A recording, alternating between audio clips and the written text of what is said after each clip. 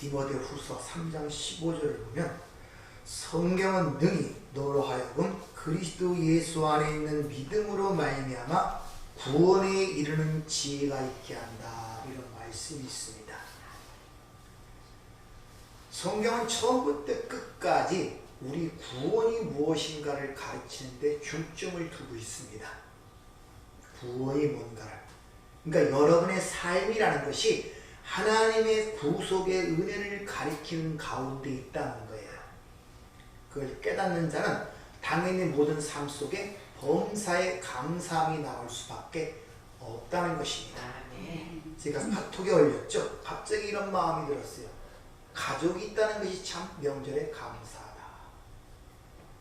그리고 만나는 사람에게 사랑합니다 한번 고백을 해보라고 말씀을 드렸는데 어찌 고백을 해보셨습니까? 왜 안 하셨습니까? 만나는 사람이 없었어요. 아, 가족들이 없습니까? 가족이 없어요? 아니, 있어요. 했습니다. 자식도 없습니까? 있습니다. 왜 안 해요? 해보자. 평상시에 안 해서. 경험 적어서 그렇죠? 네. 안 해봐서. 네. 아무 손해보는 거 없는데 아멘. 그거 뭐 돈 주라 소리도 아니고 그런데 뭐 한마디 한번 해보시죠. 사소한 것 같지만 쉽지가 않습니다. 그러니까 그만큼 마음이 굳어져 있어요. 굳어져 있어요.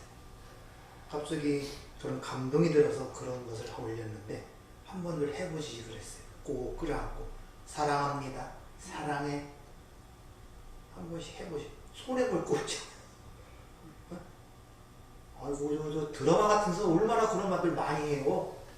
가짜로 이렇게도 하는데 한 번씩을 해보세요. 아멘. 그래갖고 아멘. 특히 미운 사람, 미운 털이 박힌 사람 자기 자존심 꼭 눌러가고 좀 가식적인 느낌이 들더라도 상관없이 붙들고 한번 사랑합니다. 사랑해요. 한번 해보라니까요. 아멘. 사람들이 하라면 잘 안 해요, 그걸. 왜? 딱딱하게 굳어져 있습니다. 뭘로? 자기 자존심. 그러면 자기가 손해보는 것 같고, 괜히 그 밑에 머리 숙이는 것 같고, 알고 보면 거기 바로 쇳덩어리란 말입니다.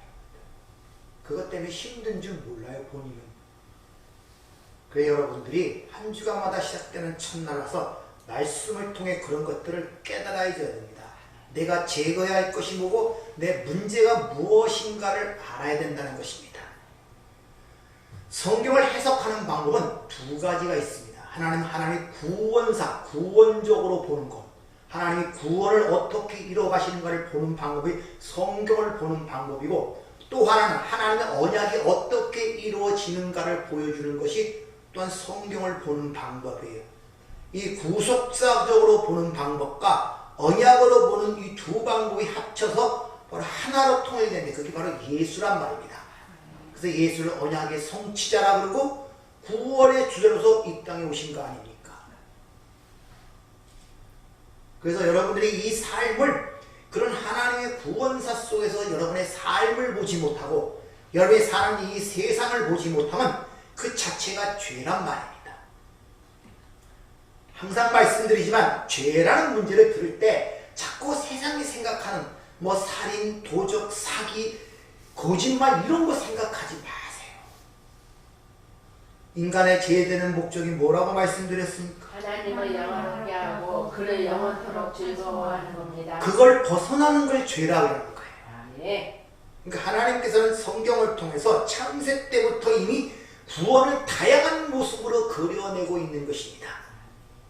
아담과 하와의 타락의 모습으로 그걸 그려내고 있고, 가인의 타락의 모습으로도 그걸 그려내고 있고, 바벨탑 사건을 통해서 구원이 뭔가를 가리키고 있고, 지난주에 배운 것처럼 12해 동안 혈루병 여인의 고침을 통해 구원이 이런 거다 가르치고, 야이로 회당장에 죽은 그 딸을 살리는 모습을 통해서 구원이 이런 거다 가르치고 있단 말입니다. 이렇게 다양하게 가르쳐요. 노아의 홍수 사건도 그 구원의 모습을 가르치고 있단 말입니다. 따라서 이 보이는 세상이라는 모든 일들은 하나님의 구원이 어떻게 이루어지는가를 우리에게 보여주고 있는 것이고, 여러분이 그것을 오감으로 느끼 느끼며 체험하며 여러분이 흔히 삶이라는 걸 지금 살아가고 있다는 거예요. 근데 그것을 본인의 어떤 개인적 욕망이나 육정이나 안목의 정욕이나 이런 걸 따라 살아가다 보니까 눈이 가려버린 거예요. 그러니까 그 구속의 은혜를 알아야 범사에 감사가 나오는데 육신의 정욕을 따라가다 보니까 거기는 원망과 불평과 두려움과 불안만이 그 삶을 엄습하고 있단 말입니다. 그걸 어둠이라 그러고 그런 상태를 죄의 종로로 탄다, 마귀의 종로로 탄다 이렇게 이야기를 합니다. 그래서 야이로 회당장의 얘기와 같이 혈육병녀인 그 여인과 같이 그건 예수와 그 신부와의 혼인잔치의 이야기라고 얘기를 했죠. 그래서 구원을 또 다른 모습으로 가장 완벽하게 얘기하는 것은 혼인잔치로 성경은 시작하고 그걸로 끝맺는 것을 아셔야 됩니다. 신부인 하와가 어디로부터 나왔습니까?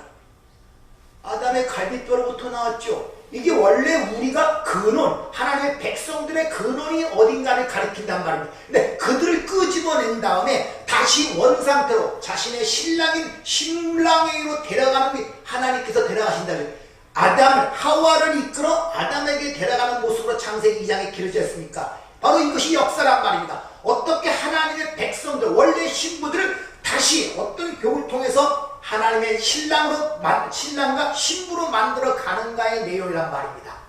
그래서 성경의 마지막에 구원을 어린 양의 혼인잔치의 모습으로 그려지는 거예요. 이런 지난주에 말씀드린 이런 얘기가 요한복음 8장 가늠한 여인의 이야기 속에서 나오고 있다는 것입니다. 그것도 역시 예수와 그 신부의 혼인의 이야기를 그려내는 거예요.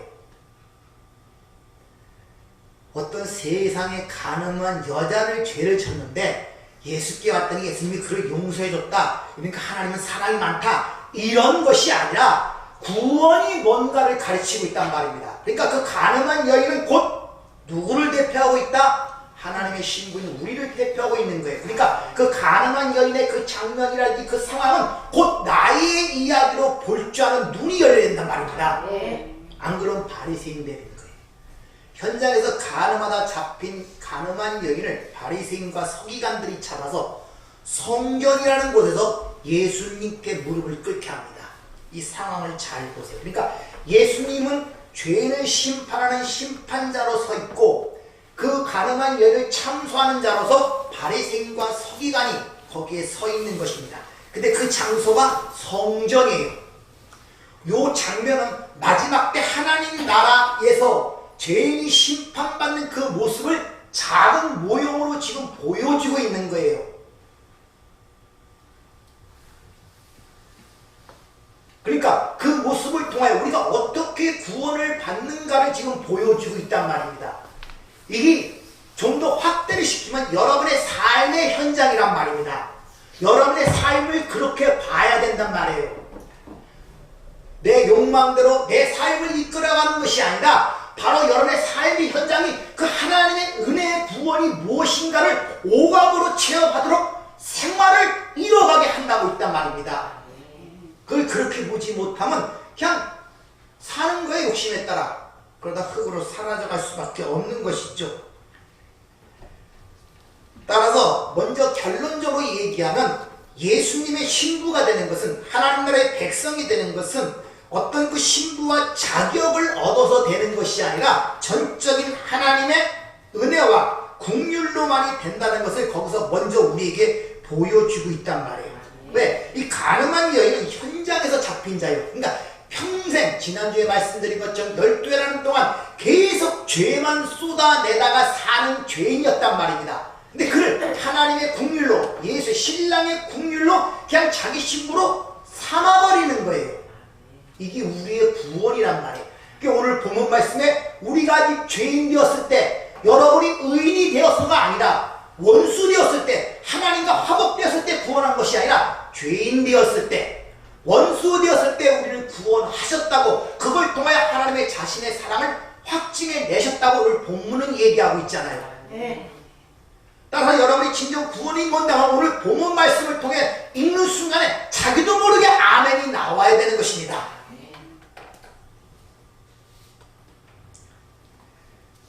없고 추한 이 가늠한 여인이 신랑이신 예수님께서 그 앞에 씁니다.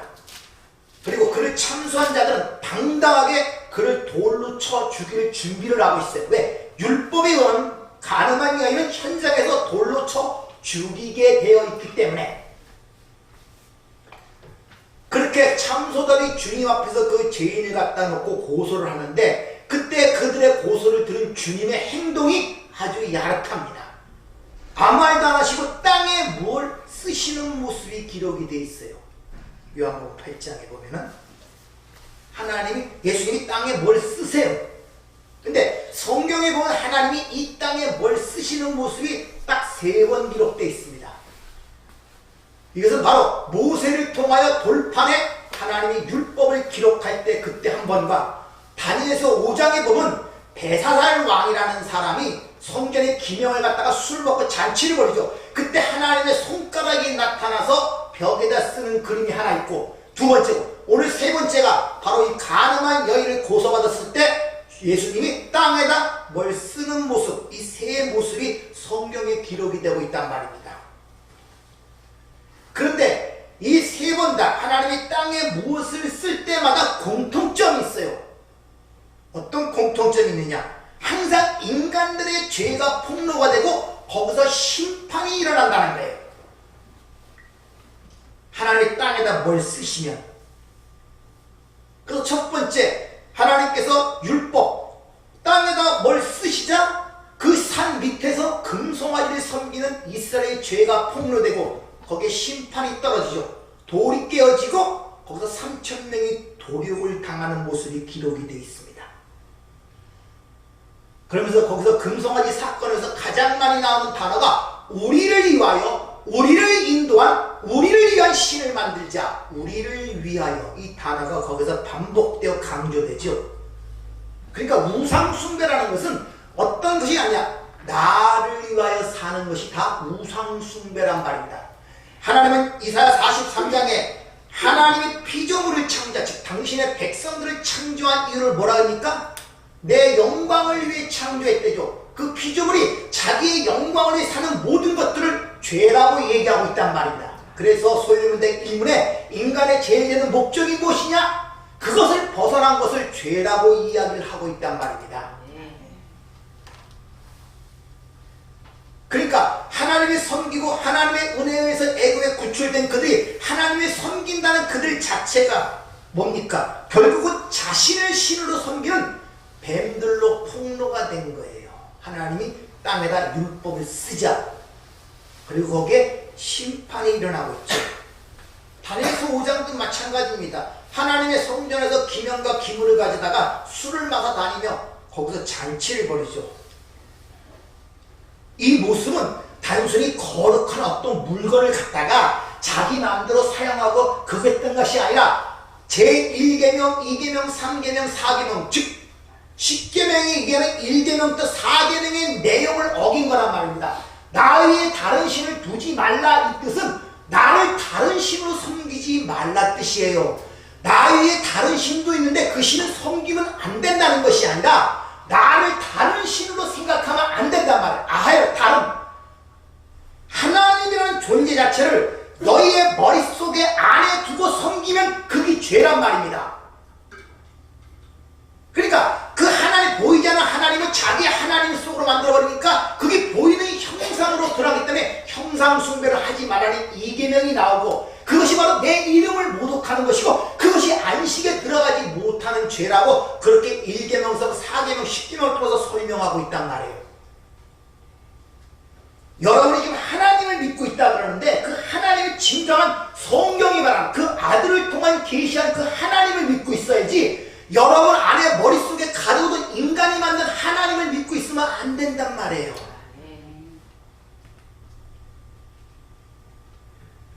그래서 니들이 믿는 하나님 만들어내봐 했더니 금송아지를 만드네. 금송아지는 바로 애굽에 섬기던 풍요의 신 아닙니까? 그러니까 그 하나님을 뭐 기념으로 술을 마셨다, 하나님이 구별된 그 술잔을 해갖고 그 술 마셔갖고 하나님의 벌을 받았다, 이런 인간적인 모습을 보지 말고 그냥 그 하나님을 자신의 쾌락과 향락으로 사용해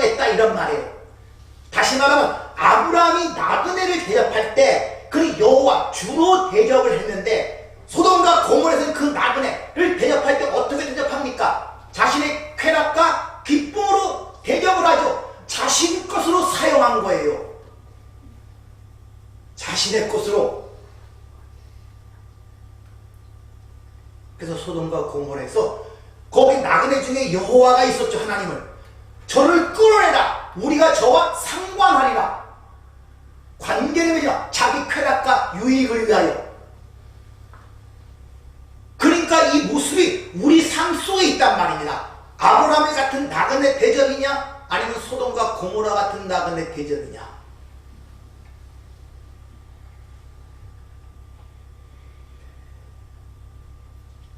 이렇게 벨사살 왕이 하나님은 자신의 유익을 위한 그런 도구로 사용하는 그 가운데 손가락이 나타나 글을 쓰는데 메네 메네 데겔 우바르신, 하나님이 너를 바라봤더니 너는 멸망받을 자로 판결냈다는 뜻입니다.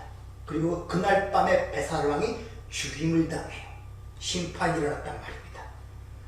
이렇게 하나님께서 이 역사, 이 흙에다가 뭔가 쓰시면 죄가 폭로되고 심판이 일어난다는 그 말씀이 이미 성경에 기록이 되어 있습니다. 에레미야 17장 13절 이스라엘의 소망이신 여호와여, 무릇 주를 바라는 자는 다 수치를 당할 것이라. 무릇 여호와를 떠나는 자는 흙에 기록되리니 이는 생수의 근원이신 여호와를 버림이라.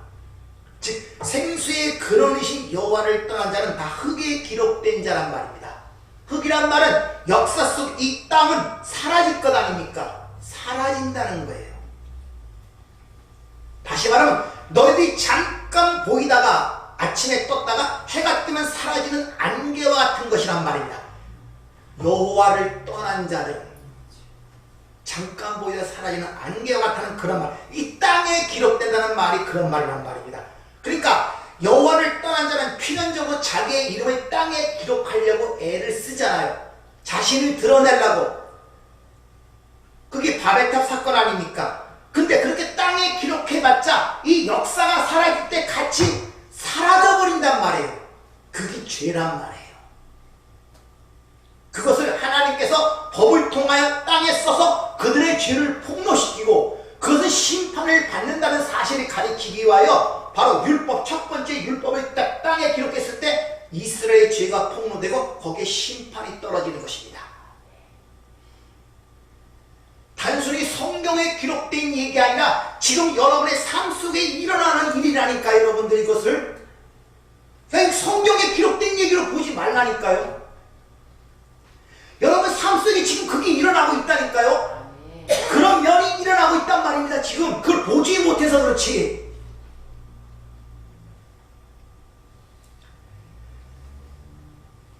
이렇게 요한복음 8장에 가늠한 여인 사건 앞에서 땅에 뭘 쓰자 모든 인간들이 거기에 있던 그 가늠한 여인을 죽이려던 모든 자들이 죄인으로 폭로가 됩니다.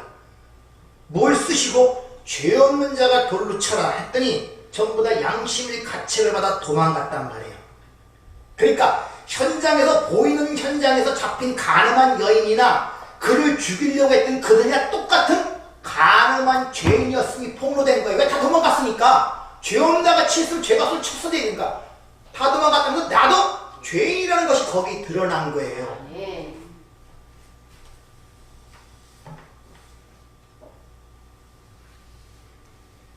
그러니까 세상은 잘 봐요. 겉으로 드러나는 가늠한 여인을 세상의 율법주의자들은 자신은 그런 일을 안 했다고 돌로 쳐 죽이려고 그래요. 율법을 빙자해서. 근데 주님이 땅에 그 실제로 쓰시자, 하나님이 진짜 그 법을 쓰시자 가늠한 현장에 잡힌 자나 그를 죽이려는 자나 똑같이 가늠한 자가 그 앞에서 지금 폭로되는 형국이란 말입니다.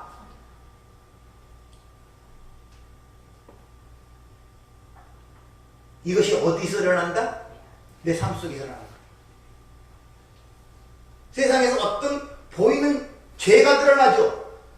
그럼 밖에서 보는 사람들은 다 돌을 던집니다.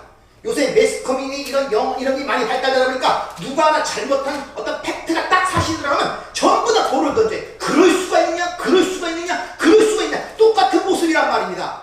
근데 하나님의 법이 그 신령에 딱 기록되자 너나 거나 똑같단 말이에요. 이런 짓을 우리가 지금 하고 있다니까요.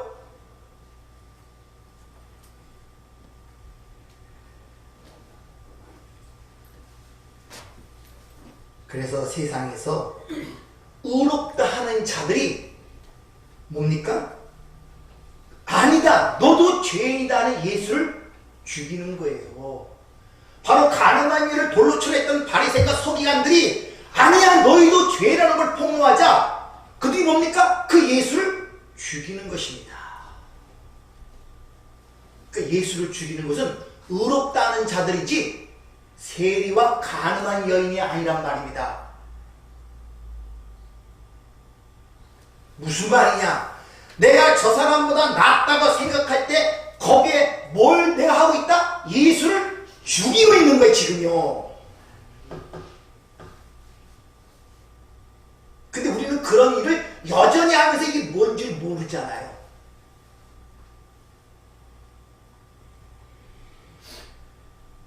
자, 거기서 보면 땅에서 글을 썼다, 뭔가 쓰셨다 그러죠. 이 장면을 잘 보세요. 예수님은 자신이 생수라 그래요. 생수. 내가 생수라 그러죠. 근데 그 생수가 땅에 뭐 썼다? 이걸 보니까 흙과 생수가 섞이는 결과가 되는 거예요. 그래서 요한복음 9장에 보면 소경이 눈을 뜨게 하는데 침을 뱉어 진흙과 이게 눈에 바르죠. 마가복음 8장도 그렇고 또 마가복음 7장에 보면 벙어리에 입을 뜨게 하는데도 뭡니까? 침을 뱉어서 이겨서 귀를 막고 혀에 손을 대서 고치는 모습이 나오죠. 3번 나옵니다. 그 침과 흙이 섞이는 그런 형국을 우리에게 보여주고 있단 말입니다. 그것이 뭘 의미하는가? 생각해보세요. 물로 여기는데 왜 침을 뱉어서 흙에 여깁니까? 더럽고 추잡하게 보이시죠? 상징적 의미가 있단 말입니다. 민수기 5장에 보면 이 가늠한 여인을 다루는 율법이 있습니다. 거기에 보면 티끌을 물에 섞어서 그 여인에게 먹입니다. 근데 그 여자가 가늠한 여인은 다리가 붓는다. 죄가 폭는다. 근데 그 먹이는 물에 말씀의 두루마기를 섞어서 먹여요. 말씀 누굽니까? 예수, 생수. 그렇게 그게 들어가자 그 여자의 죄가 폭로되는 그 이야기가 바로 민수기 5장의 기록. 그 이야기를 지금 주님이 흙에다가 힘을 뱉다 생수와 섞어 그에게 바르는 모습으로 지금 보여주고 있는 거예요.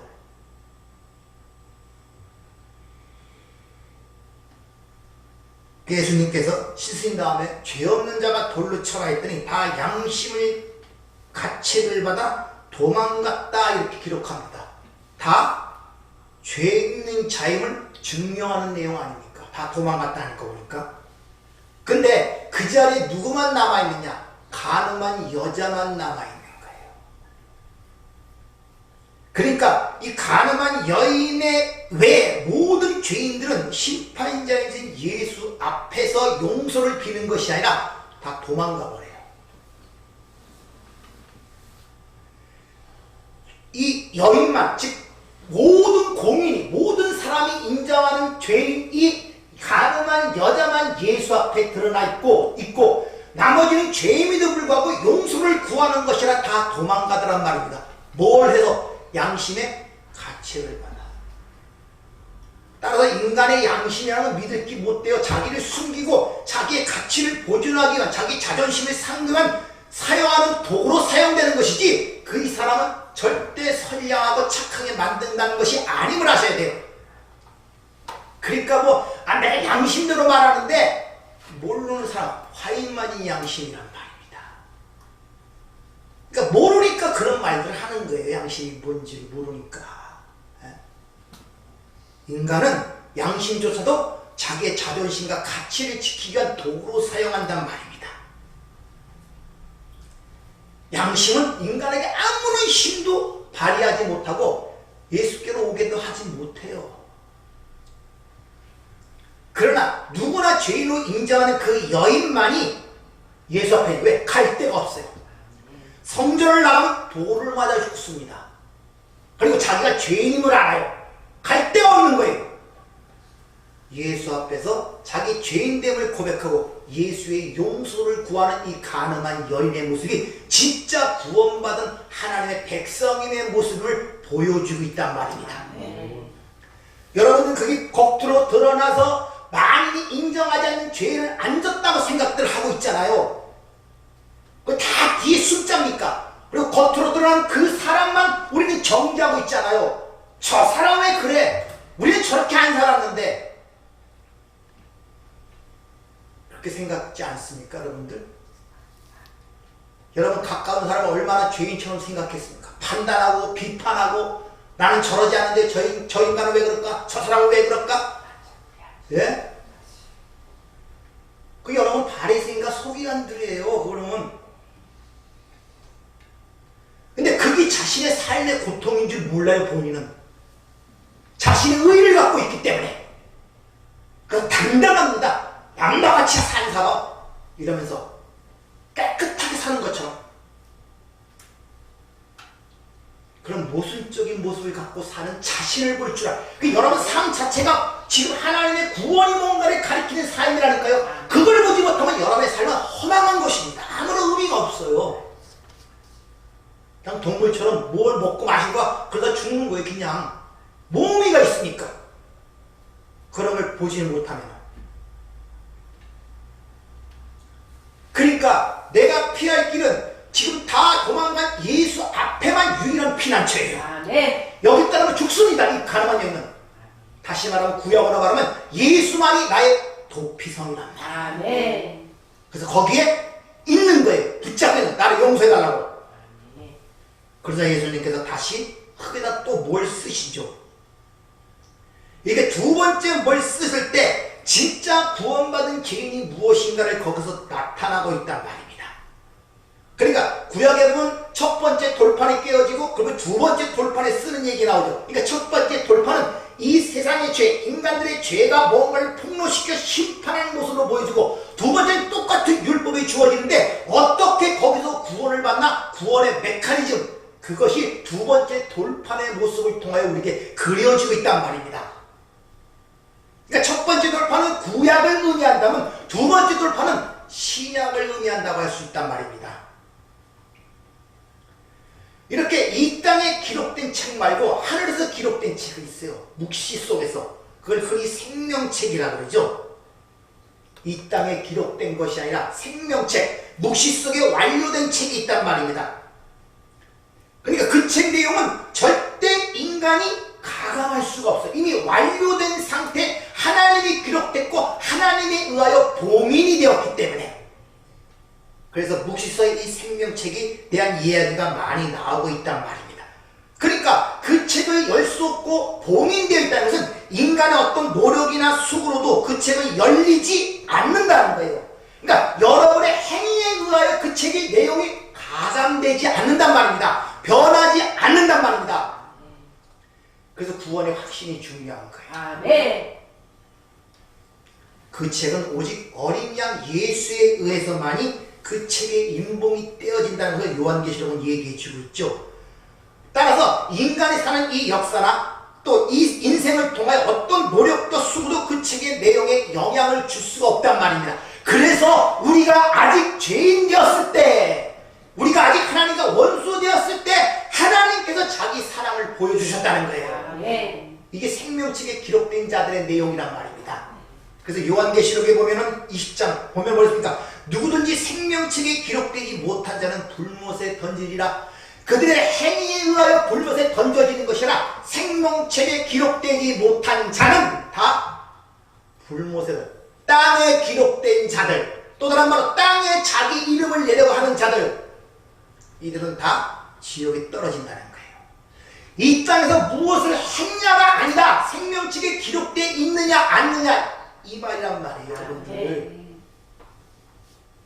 이 두 번째 돌판의 이야기가 출애굽기 34장에 나오는데 거기에 주님이 바로 그 얘기, 두 번째 다시 땅에 뭘 기록하는 그 모습은 바로 두 번째 돌판의 그 내용을 상기시키고 있단 말입니다. 그래서 두 번에 걸쳐 땅에 기록하는 모습이 기록이 되는 거예요. 두 번째 돌판. 아니 첫 번째 돌판도 줬는데 그걸 지키지 못한 게 나는데 왜 다시 또 두 번째 돌판을 주십니까?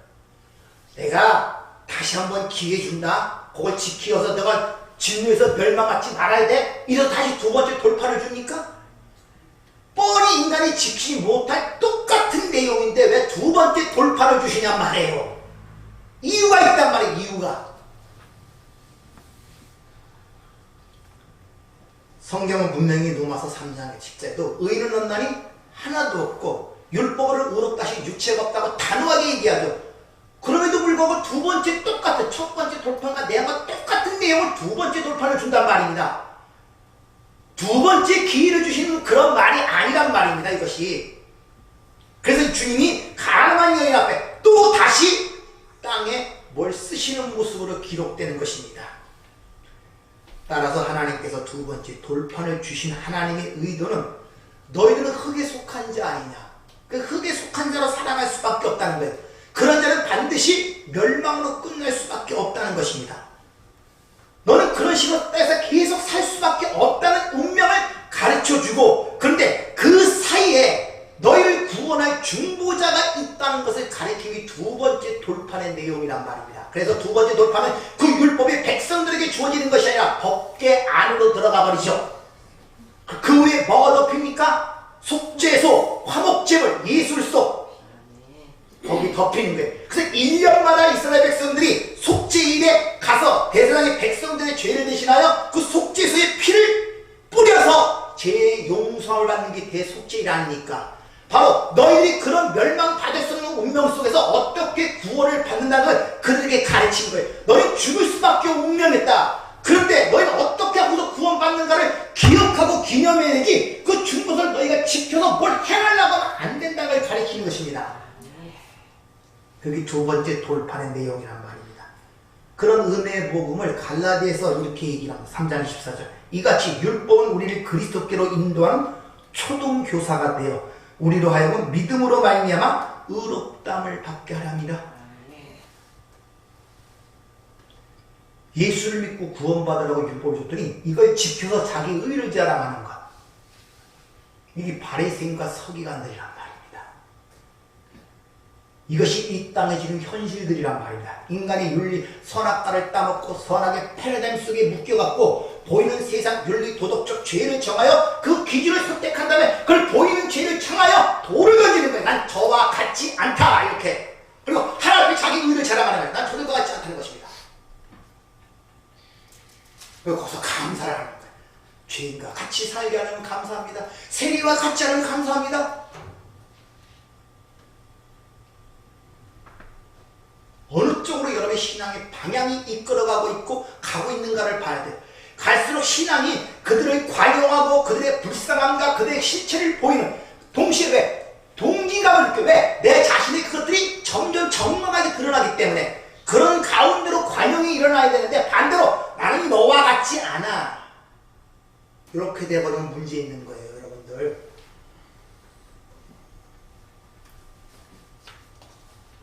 가까운 가족들, 제 윈수라고 자꾸 생각되면 뭔가 내가 잘못되고 있는 거예요, 여러분들. 기도해야 되고 불쌍히 여겨야 되고 그 앞날이 걱정이 되고 이래하고 기도가 나와야 되지. 내가 저 원수 때문에 내 인생이 이렇게 망가졌어, 내가 행복하지 못해, 이 바리새인이라니까 여러분들. 가늠한 이에게 돌을 던지려고 준비하고 있는 상태라니까요. 명령을 떨어지면 던진단 말입니다, 여러분들. 이런 가운데서 이런 말씀을 통하여 자신의 실체가 발가벗겨져야 돼요. 그래야 빛 가운데 나와 우리가 치료를 받을 수 있다는 것을 아셔야 됩니다. 구약이나 신약이나 다 하나님의 법입니다. 다 지켜야 돼요. 명령이기 때문에. 근데 알다시피 우리 지켜야 할 능력이 없는 것입니다. 그래서 구약에서는 그 율법이 법계 안으로 들어가고 속죄사라는 신자 밑에 닫히는 것이고, 그래서 이스라엘 백성들은 두 번째 돌판을 볼 때마다 뭘 기억해야 되겠습니까? 첫 번째 돌판도 우리가 멸망받을 자였는데, 바로 모세라는 중보자, 예수 때보다 요셉이라는 중보자의 죽음을 담보로 하여 우리가 살았구나 라는 걸 깨달아야 했는데, 역시 그걸 깨닫지 못하고 여전히 율법을 행하려 나갔단 말이에요. 왜? 아직도 지혜 성령이 오시지 않았기 때문에 모르는 거예요. 여전히 같은 삶을 살아가고 있단 말입니다. 성령 받지 못한 사람들은. 여러분이 잘 보셔야 돼요. 여러분의 삶이 성령에 이끌려 그런 것들이 벌거벗어 가는 자기의 과정들을 봐야 되는데, 여전히 예나 지금이나 똑같은 심정과 똑같은 문제를 똑같이 바라보고 있다면 아직도 뭘 잘 모르는 거예요, 여러분들. 그런 커플들이 하나하나 벗겨져 나간단 말이에요, 여러분들. 따라서 우리는 신약 성경을 보면서 뭘 깨달았습니까?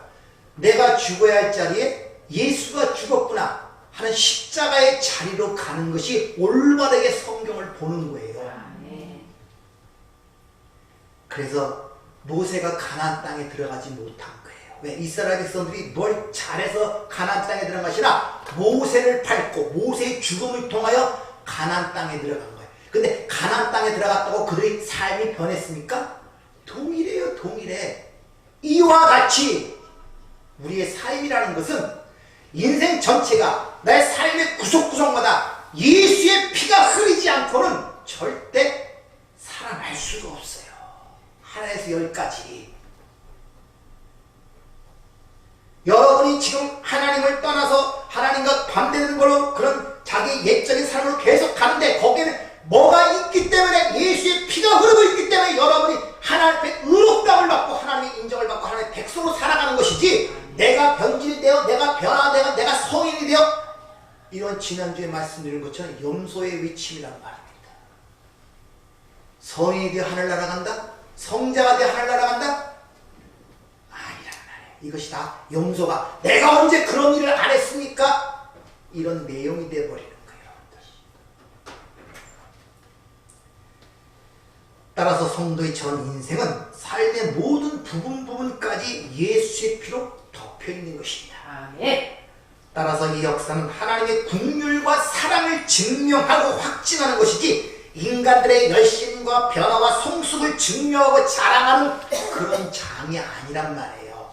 하나님의 긍휼하심과 사랑이 확증되는 것이 역사의 내용이란 말입니다. 인간들이 얼마나 성숙하고 변화되어 하나님답게 살아가는 그 모습을 나타내는 장소가 아니란 말입니다. 따라서 성도가 올바른 역사관과 인생관을 가질 때만이 은혜 가운데 살아갈 수 있지 고기 변찬함은 성도라 할지라도 그 열심과 그 하나하는 모든 것들은 인본주의적이며 율법적인 삶을 살아갈 수밖에 없어요. 그래서 은혜를 받아야 되는 은혜를. 여러분들 오늘 이 가늠한 여인 이 모든 문제들은 뭘 얘기하고 있다? 우리의 구원이 없다를 가리키는 거예요. 그러니까 그때 그 가늠한 여인 그 속에 우리가 같이 들어있는 거예요. 같이 내기니까.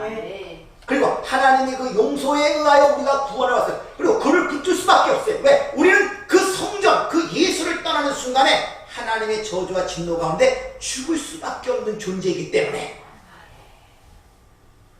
우리는 역사 내내 그것을 더러운 추악한 것들을 토해내며 그게 발라벗겨져 가며 하나님 앞에 살아갈 수밖에 없어요. 그래서 십자가의 길, 자기 부인의 길, 내가 날마다 죽는다. 사도 바울이 이렇게 얘기를 하는 것입니다. 그 여러분들이 삶이 그런 식으로 가면 잘 가시는 거예요. 그러나 저 인을 내가 정죄할 만큼 내가 의롭다고 생각하고 착하게 살고 있다니까 하면 아직도 내 안에 바리새인이 남아있는 거예요. 서기관들이 남아있단 말입니다. 성도만이 묵시 이 하나님 나라와 지옥이라는 걸 믿음으로 감지할 수가 있어요. 성도만이, 성령을 받은 자만이. 그걸 감지한 분들이 무엇이 중요하겠습니까? 잠시 보이다 사라지는 현실의 문제가 중요하겠습니까?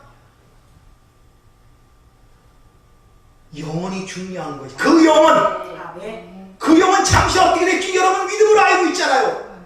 그런 안타까움을 받고 붙들고 기도해주고 불쌍히 여기는 마음으로 하나님께 간구를 해야 되지. 내 이 땅 인생이 저 사람 때문에 내가 망쳤다, 힘들다, 어렵다, 고통스럽다 이러면 안 된단 말이에요. 거기 어떻게 하나님의 은혜가 임할 수가 있고 거기 어떻게 평강과 쉼이 임할 수가 있겠습니까? 분쟁과 갈등과 다툼과 시기와 자기 모멸과 증오와 미움이 자기 자신의 엉겅켜 가시던 분이 자기 삶을 뒤덮는단 말이에요. 여러분들. 그 뿌리를 뽑아내시길 바랍니다. 여러분들은 하나님이 함께 하시는 분이에요. 하나님이 허락하시는 여러분의 건들 자가 없다는 것입니다. 따라 여러분의 삶 속에 누가 드러나고 누가 나타나는 것은 다 하나님의 허락하신 가운데 드러나는 것들이에요. 그럼 반드시 하나님의 뜻이 있다는 것입니다. 그것을 발견할 때마다 여러분이 감사할 수 있고 여러분의 은혜가 충만해 주시길 주의로 축원합니다. 은혜롭고 자비로우신 아버지 하나님, 참으로 우리가 말씀은 참 살아있다고 성경은 말하고 있지만 이렇게 말씀을 배우고 있을 때마다 그 말씀이 살아있으면 참으로 우리가 절절하게 느낍니다. 우리 구석구석까지 들어와 내가 생각지 아니한 것들, 내 속에 들어있는 것들, 내가 잘못 보는 것들, 내가 오해하는 것들, 내가 생각지 못한 것들을 드러냄으로 말미암아 우리가 얼마나 하나님의 은혜가 필요하고 예수의 피가 필요한지를 절절하게 깨닫습니다. 이럴수록 내가 부인되고 오직 예수만이 의지하는 진정한 그리스도의 삶을 살 수가 있습니다. 주님, 우리에게 은혜를 주셔서 우리의 모든 신앙생활이 율법적 바리새인적 상한이 아니라 진정 은혜 가운데 하나님의 삶을 전할 수 있는 복된 저희 삶이 될 수 있도록 축복하여 주시옵소서. 예수님 이름으로 기도하옵나이다. 아멘.